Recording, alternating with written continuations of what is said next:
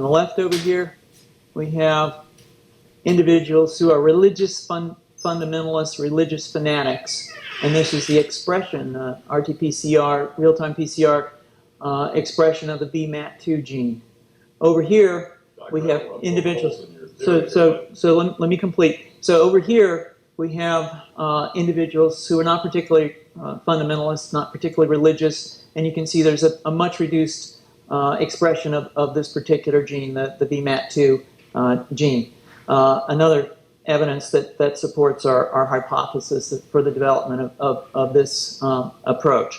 What you see here is by spreading this virus, we're going to eliminate individuals from donning on a bomb vest and going into a market and blowing up the market. So our hypothesis is that these are fanatical people, that they have overexpression of the VMAT2 gene, and that by vaccinating them against this, we'll eliminate this behavior.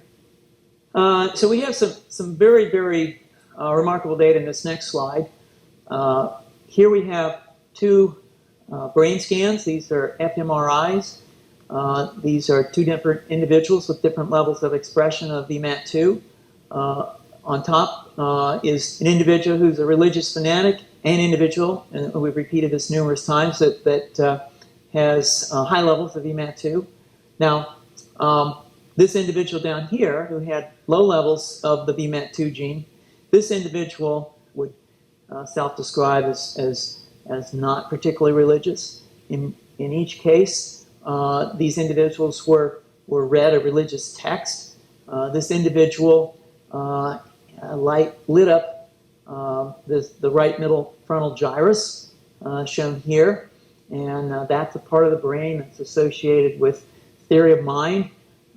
It's a part of the brain that has to do with intents and beliefs and desires. In marked contrast, here's an individual who would not particularly self-describe as religious, and when they're read a religious text, what you see is that this part of the brain called the anterior insula lights up. This is a part of the brain that's associated with disgust or displeasure on hearing something.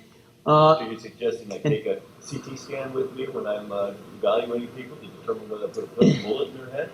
So the data that I'm presenting here supports the concept that we're proposing, and I think that we would not propose to do CT scans or fMRIs on individuals out in the hinterlands of Afghanistan.